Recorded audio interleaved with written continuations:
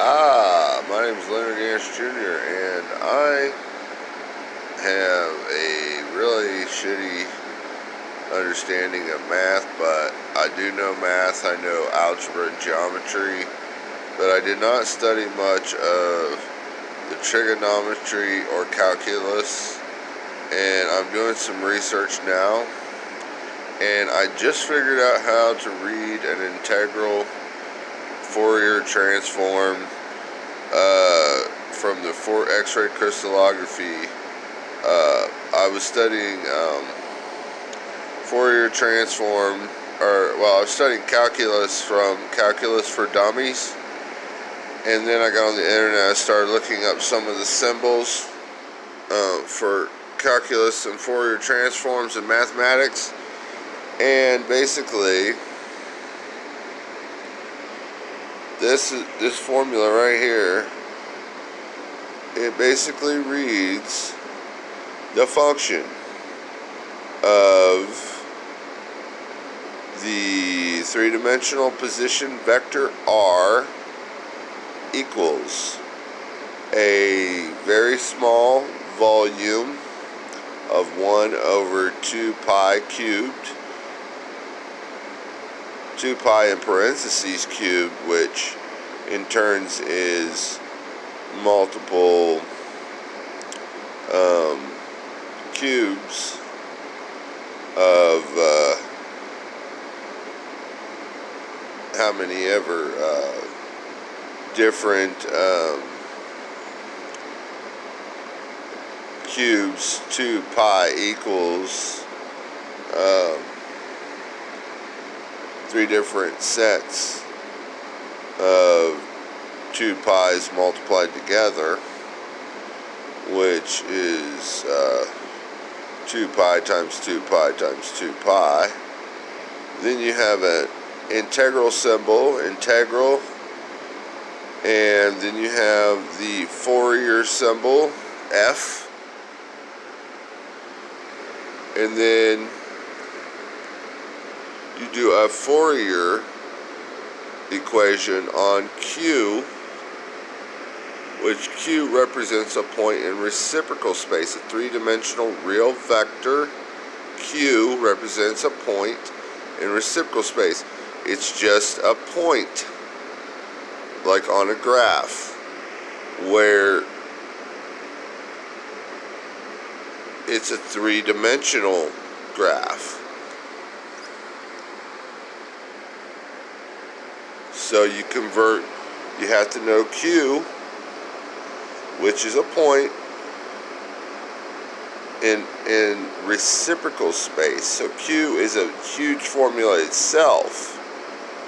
In the Fourier transform, the Fourier is how you represent the variations, which is itself a variation of space,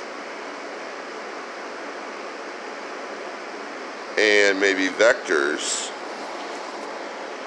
three-dimensionally, most likely, in this case, where E is Euler's formula, or Euler's formula to the power of I, which is imaginary constant, or imaginary number, times Q again, three-dimensional real vector. Q represents a point in reciprocal space, that is to a particular oscillation in electron density as one moves in the direction in which Q points, which this is all very complicated now, and it's going to take some time to solve each of these physical representations. And then times R, and R is the integral, is the values of the position vector R within the crystal. And as you might see up here, R represents the three-dimensional position vector. Okay, so we're also going to be putting the R vector is going to probably be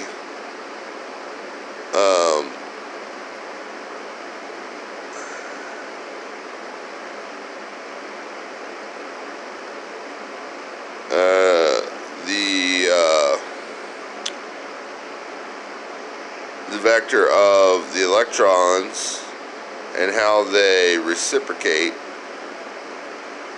compared to the X-rays scattering to identify them. And then D means now we're going to multiply the derivative, which is D, lowercase d, to another Q, again, which represents a point in reciprocal space, that is to a particular oscillation, blah, blah, blah. And basically, this formula is what defines X-ray crystallography pretty well. And there are other parts, apparently, as you scroll down through X-ray crystallography here in the section of Fourier transforming. There are other parts, other equations that derive in the whole process an outcome. And they call some things complex numbers here. Some things are related but not used. It goes on to talk about having these Friedel and Bajovoi mates or whatever that is. I don't know how to pronounce that word. But like basically right here it gets into the net radiation arriving at our screen is the sum of all scattered waves throughout the crystal. So you also have to know this Fourier transform here. The Fourier transform is the integral of the derivative r to the function of r to Euler's to the negative imaginary unit q times r equals a capital A capital S Euler's to the imaginary unit k out times r screen to Fourier transform q. And basically you're going to get that in this little a squared s squared f Fourier transform q to the square.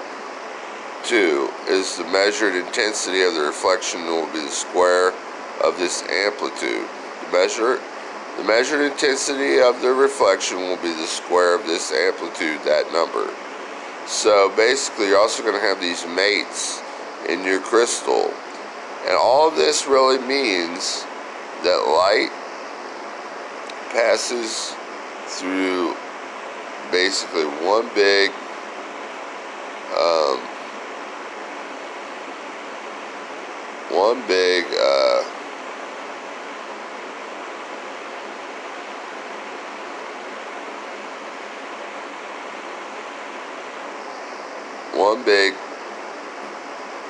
vector geometry.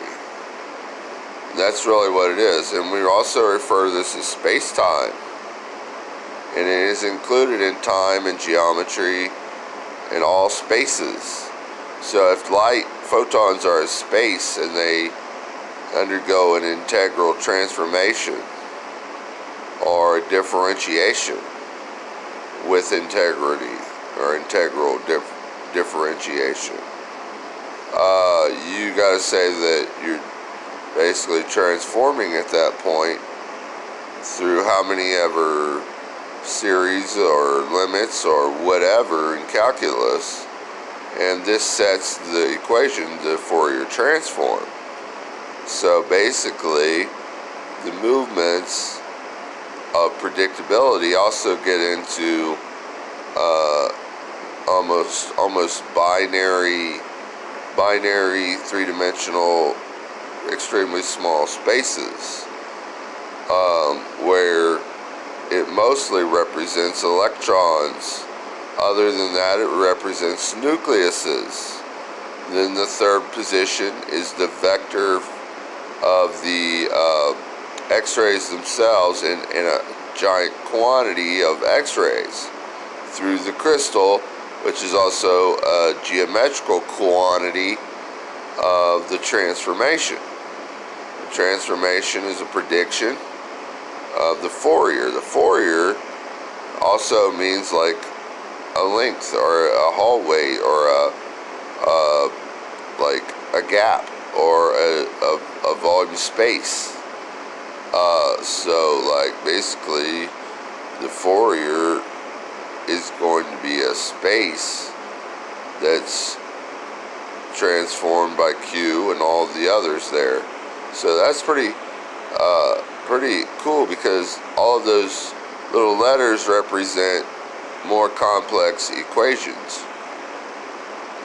You have to solve for Q, F, Euler's formula, the imaginary unit, and then Q, put it in there again, times R. And R, we already know what R is. R is the density, where R represents the three-dimensional position vector within the crystal. So then you got the derivative of Q again.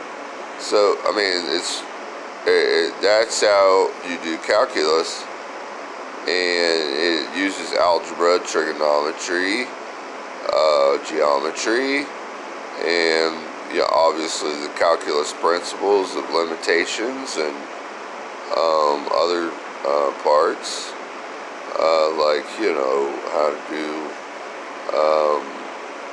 limits and continuity and derivatives and all that good stuff, functions, and good stuff like that. And then factoring and defactoring and subtracting, adding, multiplying, dividing, coming up with complexities.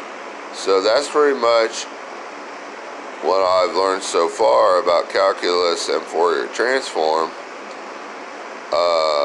This equation right here is pretty much what solves, what it seems to solve, what I know about it so far, seems to be the equation that creates, like it says here, to do this, X-ray scattering is used to collect data about its Fourier transform, which is inverted mathematically to obtain the density defined in real space using the formula that, where the integral is taken over all values of Q, the three-dimensional real vector Q represents a point in reciprocal space, that is, to a particular oscillation in the electron density as one moves in the direction in which Q points.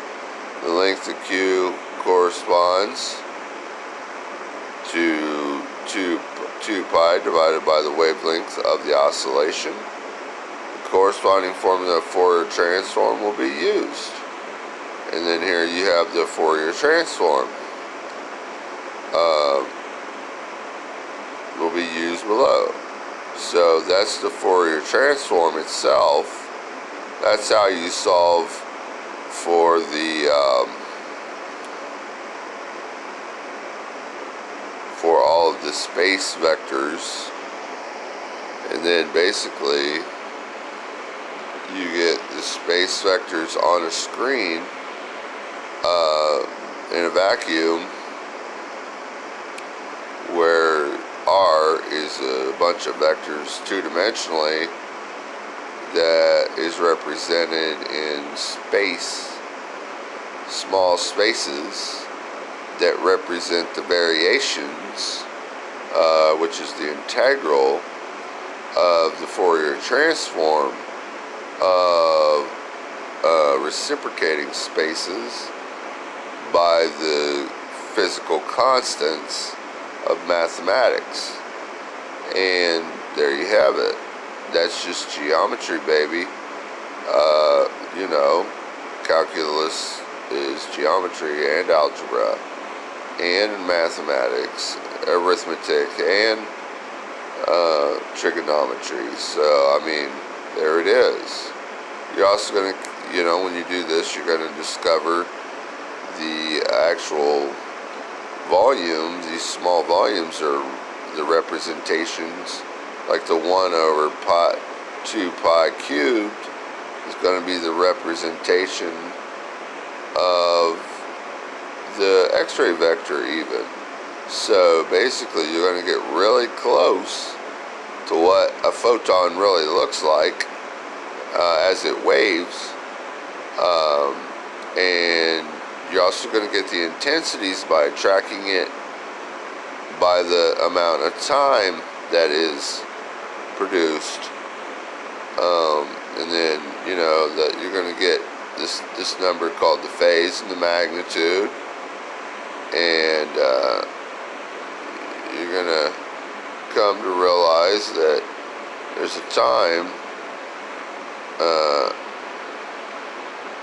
in this factor, and it's K in, K out, and you know, you're gonna try to find the time there.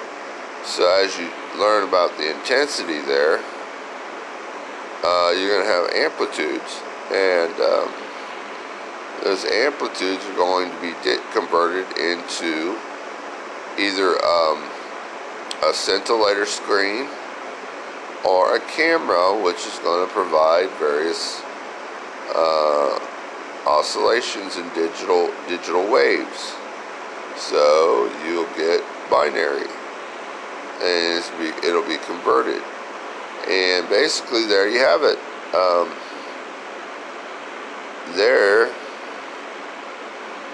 There is Fourier transform, understanding and of mathematics and calculus.